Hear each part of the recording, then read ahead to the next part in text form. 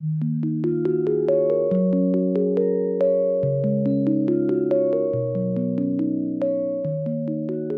morning, everyone. I am Brother Jude Taasan from the Philippines. I am currently a student of the University of the West Indies doing my licentiate for philosophy, and I had taken epistemology as one of my major courses. Hello everyone, I am Delfianus Nabu. I am from Indonesia. I am one of the students of the University of the West Indies. At present, I am doing my licentiate for the philosophy. Hi everyone, I am Ferdinando Stratomakin and I'm currently studying at the University of West Indies, and epistemology is one of the subjects that I have taken. Everyone, I am Lorian Luscolo. I am from Indonesia and I am one of the students at UWI doing my licentiate in philosophy.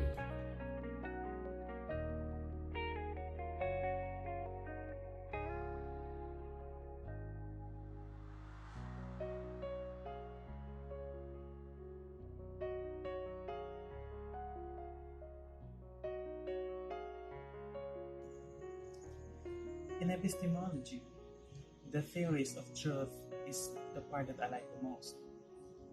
After all, the quest for truth has been there in human life. We always look for the truth. The three theories of truth is really interesting. The first is the correspondence theory, which tells that the truth, the ideas, as long as it corresponds with the facts in the world, then we can say that that is true. The second one is about the coherence theory of truth, where if the belief or ideas coheres with the set of beliefs that you have, then you can consider that is true. The third is the pragmatic theories of truth, which says that if the idea or belief is useful to you, then you can consider that as true. Pause.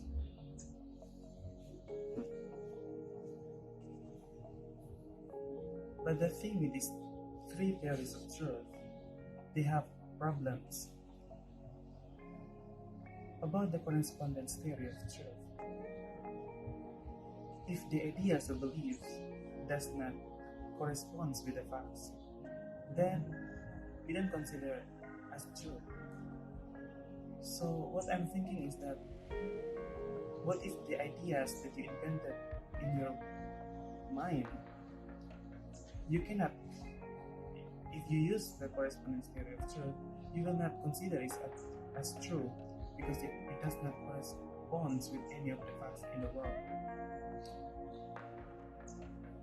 If you look at in the coherence theories of truth, the ideas that you invented could be possibly true, but sometimes the sounds of mind could be deceiving. About the pragmatic theories of truth, and the last one, the pragmatic theory of truth, I use this the theory that I don't consider, or I don't like the most, or I still disagree the most, because the truth depends to each individuals. So the ideas of beliefs could be true for you, but it could be not true for me. So these three theories of truth somehow still leave us the questions: what is really the truth? That is the problems of this theory of truth.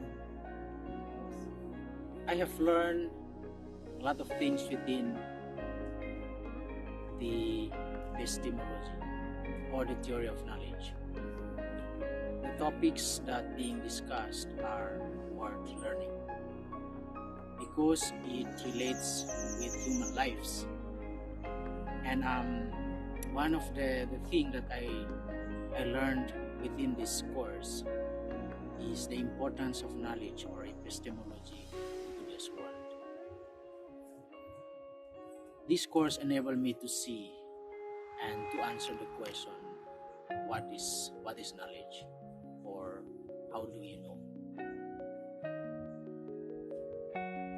The topic that I have enjoyed most within this course is really about what knowledge is. And it boiled down to knowledge as power, or knowledge is power. Human beings ought to have knowledge. When we have knowledge, you can tackle various difficulties, beginning from the simplest to the complex one. Every human being ought to have knowledge to be able to survive and cope up with the demands of life. Complex difficulties are part and parcel of human existence. But how does one face this various complexity as one travels life's road? Most of the time, people fall into despair and despondent because they do not know how to solve whatever they encounter in life. Their lack of knowledge often leads them to arrive at a bad fate. This then explains that knowledge is so very essential and badly needed in those situations. For example, in a moment where survival is the last option, knowledge will be pivotal. In some instances, the lack of knowledge leads to destruction of one's life, as opposed to having knowledge could possibly save someone's life. Knowledge is power, means that a man has education and a complete control in his life by using the strength of knowledge. Knowledge, by its very nature, empowers people to perform to their best level, especially to their cognitive advancement. Besides, knowledge also contributes to the relevance and meaning of human life. Hence, when we say knowledge is power, it simply means that knowledge can conquer human problems. For having knowledge means having the capacity to solve and overcome life upheavals. The emphasis here is basically about knowledge and not necessarily about invasion or colonization. Knowledge is power.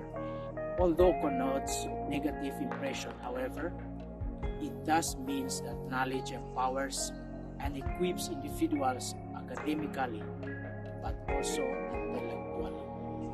Furthermore, the power from knowledge comes in the application of what you learn, whether it's changing a flat tire, learning a new way to do math, or using relaxation strategies to stay calm during pressure situations. I have learned that epistemology is the philosophical study of knowledge. It looks into the very nature of knowledge. What is knowledge and how can it be defined? The justified true belief theory was devised as an answer to the philosophy of epistemology. Justified true belief has been widely accepted as the criteria for knowledge. When looking into the nature of knowledge, one can be said to know something if it justifies true belief. Meaning, someone has a belief is justified in having that belief, and that belief is actually true. So let's say, I know X.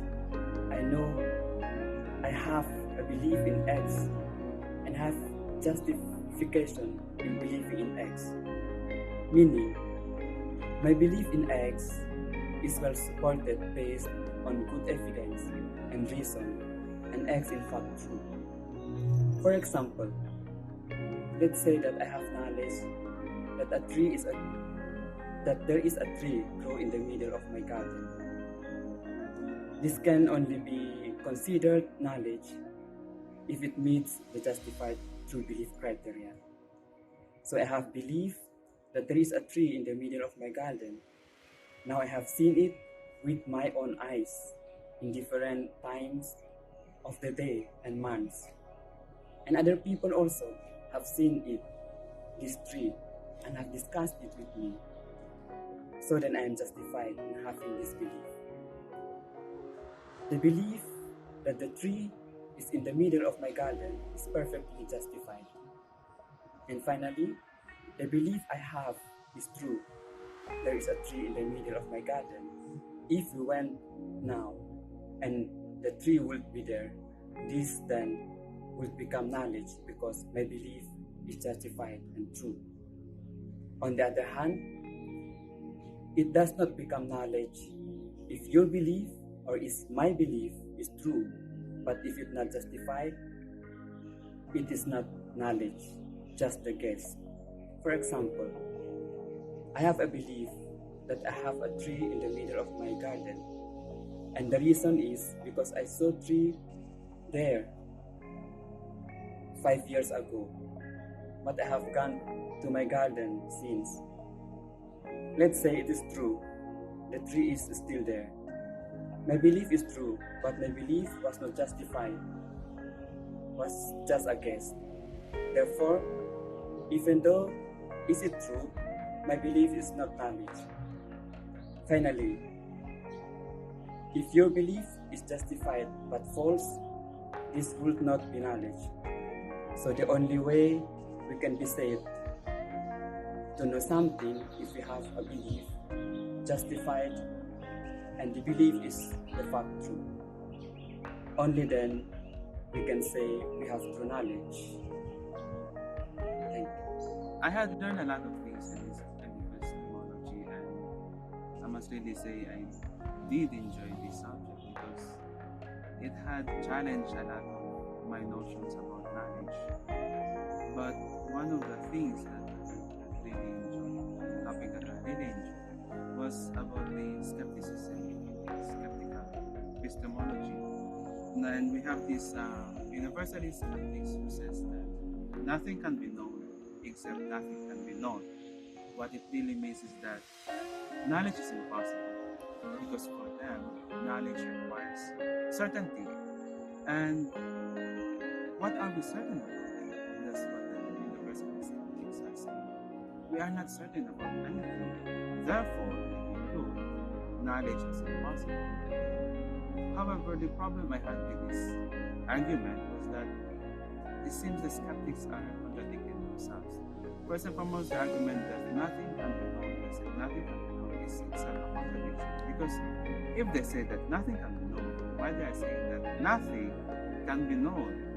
It's kind of cynical and confusing. But that's one of the objections that I have. Secondly, another objection that I have is about this their notion of knowledge itself.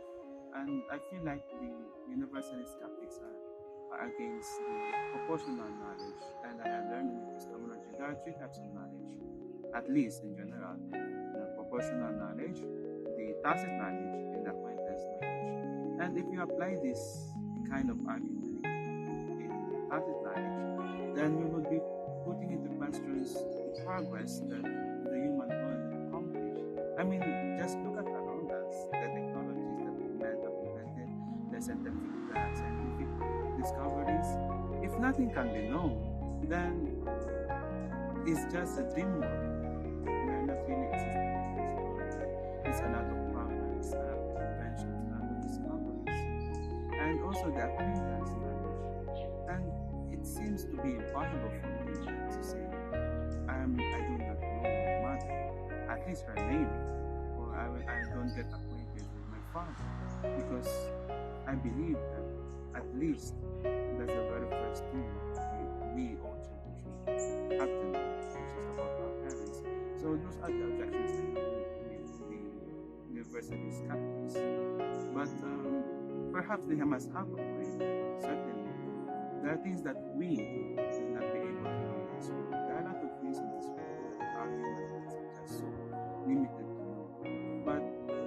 if we agree with the universalist skeptics, then we would be denying those inventions that we have done, scientific discoveries that the doctors have discovered, and all the progress.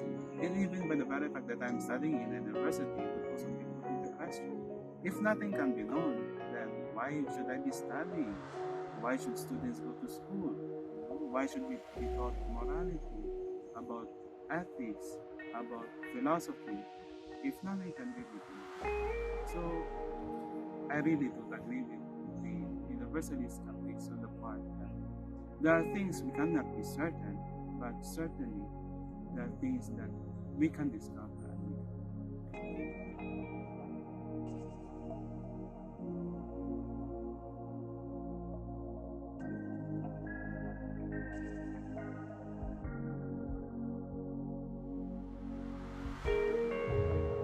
So, I think it's realistic.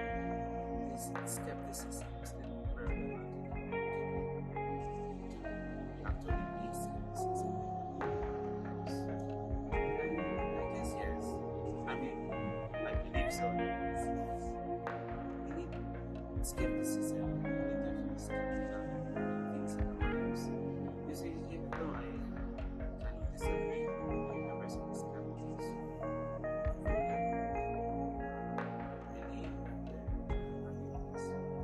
I do think that they have a point. I mean, when it's very obvious in my life that it's when it comes to answers. I saw your mother, your teacher this morning. The immediate reaction was, how do you know? That's the immediate reaction. Or somebody said, you know, I know that the answer for this exam is this and this. Where's the question? How do you know? So, skepticism is very important. We have to be skeptical and perhaps all the time. Because the not to doubt, but basically to affirm our beliefs as well as others. And some people say that the politician says that I will give this country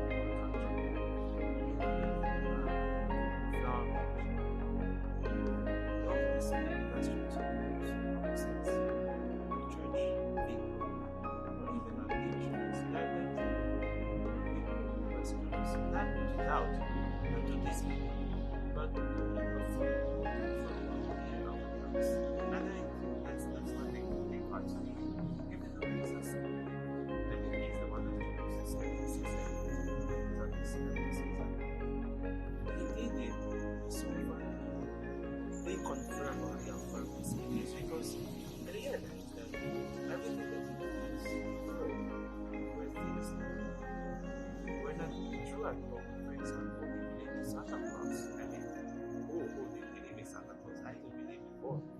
And other things like what the church says, the politics says, and all that. And they did it not to throw doubts on them or to disagree with them, but to reaffirm and reconfirm the genuineness of what they are teaching. And it's very important. And I believe that skepticism is very important in our lives because it helps us to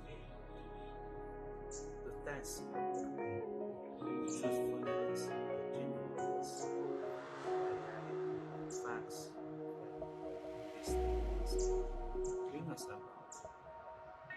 So, another question could come is, do we always have to be skeptical sometimes? And my answer for this is maybe we always have to be, but I guess not all the time. Because, I mean, if you are convinced of something, if you are convinced that this is the case, then there is no putting down what you have to. Like, for example, faith. I'm a Christian.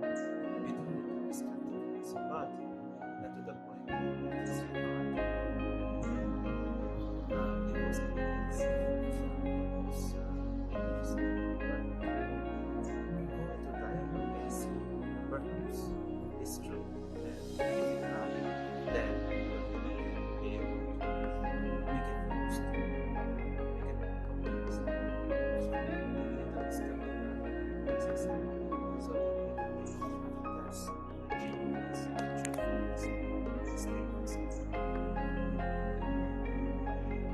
Epistemology is relevant in the global world because of the fact that the true knowledge must compose of these three elements, such as justification, truth, and belief. A true knowledge, then, must be presented with proof or evidence after one has believed about something. So, justification and belief plays a very important role in determining what a true knowledge is. I will say that knowledge is important for us because it sharpens our skills like reasoning and problem solving. So knowledge is important and useful in day-to-day events. So based on the definitions of that theory, three theories of truth, I can say that the truth that we all know right now are valid on a certain level. Why? Because these three theories of truth are the theories that we use basically on everyday in our everyday lives, and they all have weaknesses. For example, the correspondence theory of truth. If without facts, you cannot say that is the truth. If coherence theories of truth, if the beliefs of the set of the proposition is still wrong or false, then you can still also consider that ideas or beliefs as true. The pragmatic theories of truth, if the belief or the ideas is not useful, then it is not also considered as true. So the question now is, what is really the truth? And that question is still hanging because these three theories of truth. Pause.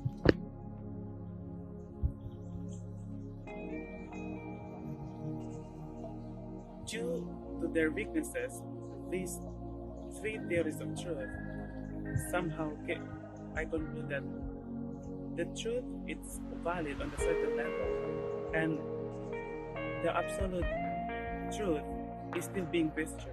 Because truth for me is something basically the basic, where if you find that it's the truth, you will not question it any longer because the answer is already there. So the truth that we know right now in everyday lives, even the ideas or the beliefs or the truth that you have in your mind right now, is only valid on a certain level because the truth itself is still being questioned, since the three theories of truth somehow still being questioned, and they don't even give the valid answer to the question, what is true? Epistemology, I discover myself in favor with the arguments that discourse often provided for, especially when it deals with and when it talks about knowledge is power. It associates with the topic that I am explaining today, which is the importance of epistemology in today's world. Studying epistemology then is necessary for one to excel in the race of life, especially in this modern and global environment where knowledge is seen as a weapon to battle social problems like poverty, crimes, injustices, and so on. And Nelson Mandela suggested the same thing, that knowledge is the most important weapon which can be used to change the world. This explains then that knowledge is a powerful tool. it is beneficial for an individual, such as to be able to formulate an opinion or to develop a line of thought. With knowledge, a man can master the techniques of adjusting and accommodating changes in the surroundings and life situations and so forth. And this is why epistemology plays a vital role in constituting and imparting knowledge. Although many has considered it as a meaningless subject, and such as the positivists or the Vienna Circle, who believe that epistemology and metaphysics is meaningless. Nevertheless, epistemology has endured through time and is considered as a branch of philosophy simply because of its nature in determining what knowledge is, or how do you know what we know. Epistemology examines and analyzes this issue pertaining to human knowledge. For example, knowledge makes it easy to solve problems in life. In life, you will face problems every day. Various occasions, problems seem so critical that you can't possibly overcome from that. However, with knowledge, you can enhance your abilities of thinking diversely, even the problems you face in class and the problems you may face in real life. Knowledge enables us to make all the advancement in science and technology that we have and use today. It has made us far more capable, superior, and sophisticated being on this earth. Socrates once said, "True knowledge exists in knowing that you know nothing." Here, Socrates said that no matter how much we know of something, we should keep in mind that we still know nothing of it. This encourages us to continue seeking knowledge because no one has sufficed of it. Without knowledge, then one cannot be successful in life. Moreover, epistemology richly contributes to humans in this way. Epistemology helps in improving the critical thinking ability of an individual.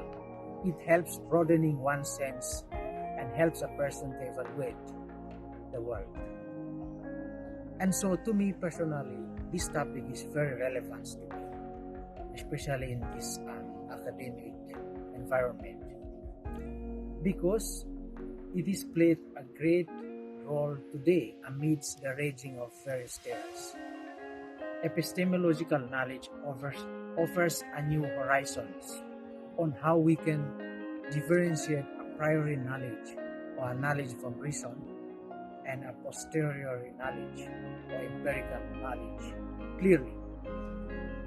So, epistemology explains how we think. It is required in order to be able to determine the true from the false by determining a proper method of evaluation. This topic is relevant today in the academic pursuit of knowledge and excellence in the intellectual world. Without epistemology, human beings will have no reason to believe in their thoughts